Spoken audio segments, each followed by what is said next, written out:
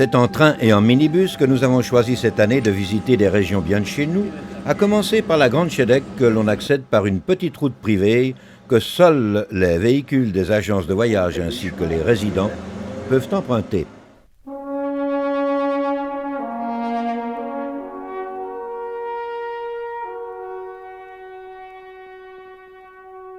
Le vent a chassé les nuages, mais il rafraîchit l'atmosphère. Ne nous plaignons pas trop et profitons de respirer un air qui n'est pas pollué.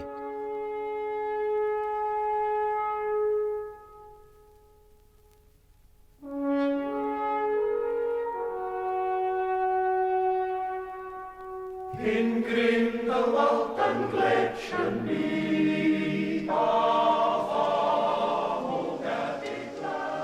Toute petite fourmi.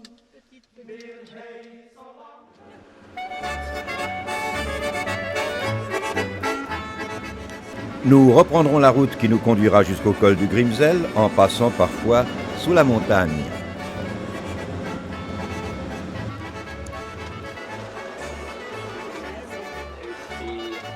Et nous profiterons de cette étape pour nous restaurer à l'hospice.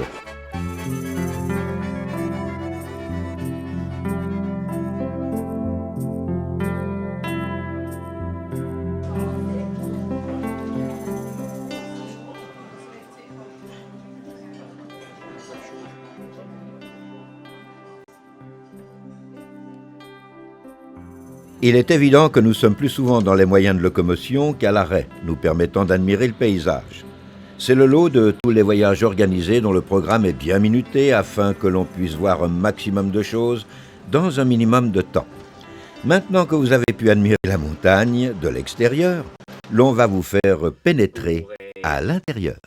Trouver cette centrale, c'est nécessaire quand nous entrons dans un tunnel et nous traversons avec une distance de presque 3 km. Pour ceux qui désiraient entendre les petits oiseaux, c'est raté. Il faudra subir le bruit des turbines qui produisent des millions de kilowatts pour notre confort et nous apprendrons par le truchement d'écouteurs que ce barrage sera surélevé dans le futur pour alimenter les Helvètes. De ce fait, certains sont rassurés, pensant que cela devrait éviter la construction de centrales nucléaires. Cette centrale fonctionne toute l'année en permanence et nécessite un entretien ponctuel que des spécialistes maintiennent. Nous observons ici une revision totale d'une des turbines.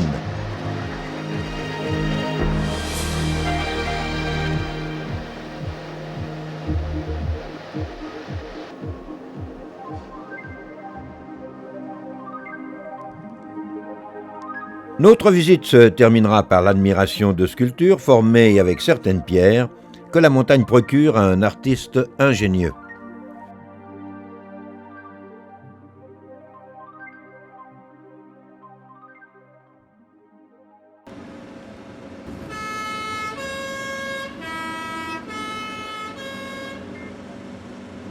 Retour en surface, d'une part pour déposer nos bagages à l'hôtel et aussi permettre à notre guide de se procurer les billets à la gare car notre prochaine étape se fera avec le Glacier Express.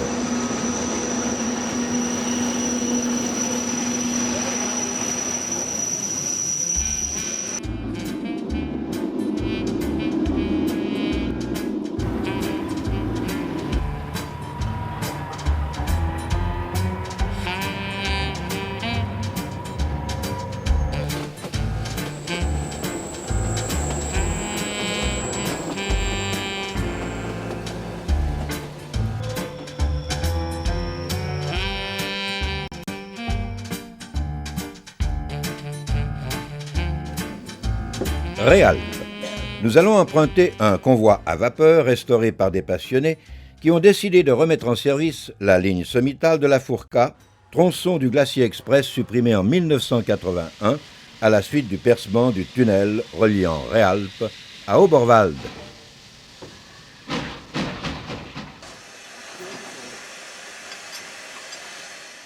Après plusieurs années d'efforts, des bénévoles ont rétabli la ligne jusqu'à Gletsch et inaugurent en 2000 ce parcours entièrement restauré, non sans avoir remis en état d'origine les motrices qui était parti au Vietnam en 1945.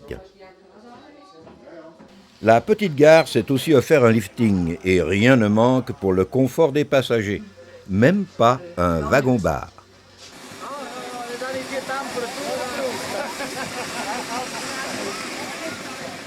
Nous allons donc revivre ce voyage et nous retrouver dans les années 30.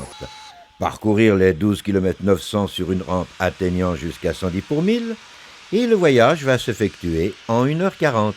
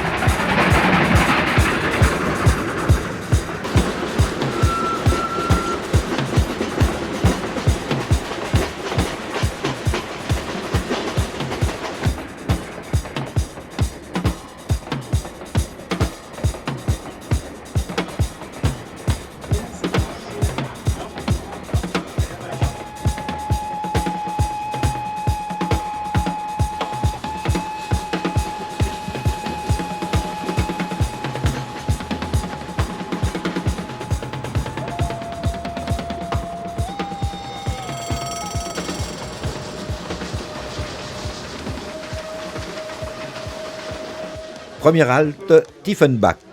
Cela va permettre aux voyageurs de se dégourdir les jambes car le confort des sièges est très loin de celui de l'Intercity. Et puis la motrice a besoin de se réapprovisionner en eau pendant qu'un mécanicien profite de faire briller l'embiellage. Un peu de folklore ne gêne en rien, alors pourquoi s'en priverait-on ? En route pour une seconde étape qui nous permettra non seulement d'admirer le paysage, mais aussi de prendre l'apéritif, pour autant que nous ayons une main assez sûre.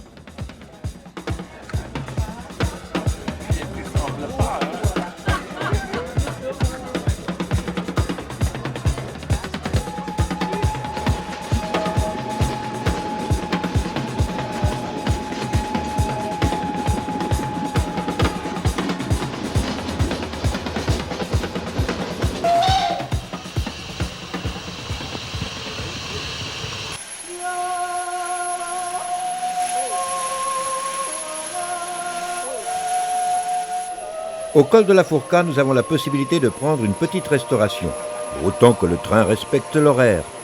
Ce jour-là, il était parti avec du retard et l'arrêt fut très bref.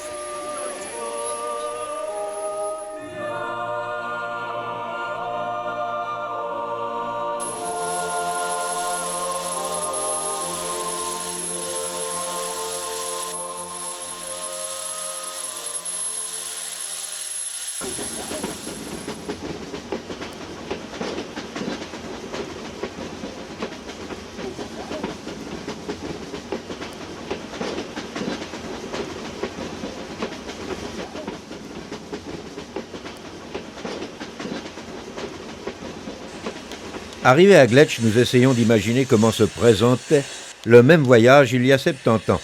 Et si la gare et le lieu n'a pratiquement pas changé, nous revenons à la réalité lorsqu'on aperçoit les célèbres bus jaunes, ultramodernes.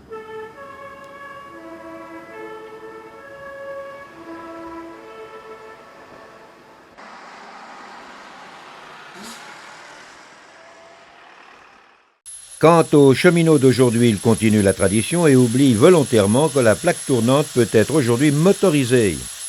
Ce ne sont pas les enfants qui s'en plaindront et la vaillante motrice sera prête pour tracter le convoi en direction de Réalpes.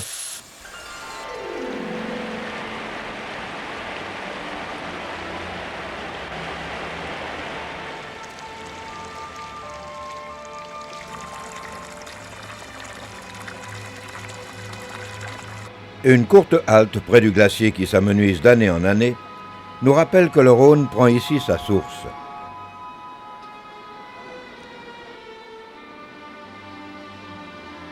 Ce sera aussi l'occasion d'admirer une dernière fois et de loin le petit train qui nous a conduits jusqu'ici.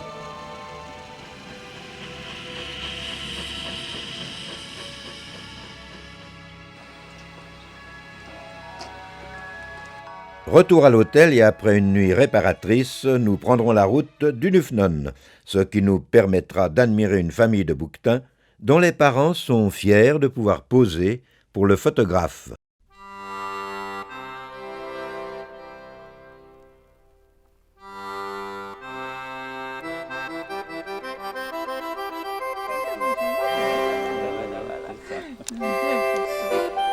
Voilà, basta la boutonnière, c'est pas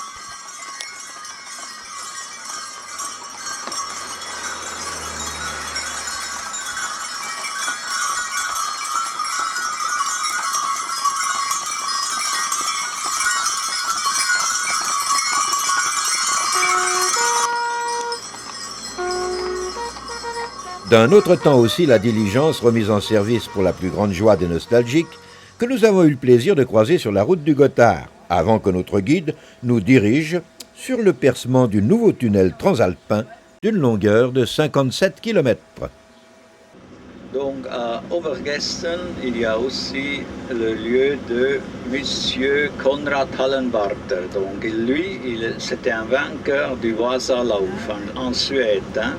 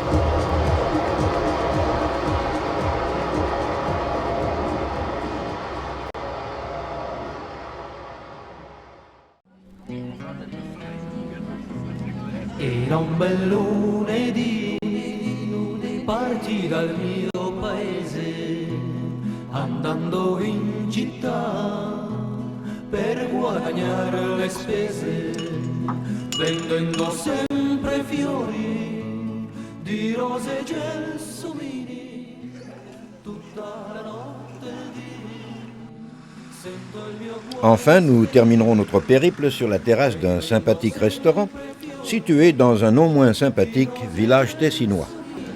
Puis nous reprendrons la route en nous apercevant tout à coup que le train à vapeur ainsi que la diligence nous avaient fait totalement oublier la dure réalité des déplacements sur route aujourd'hui.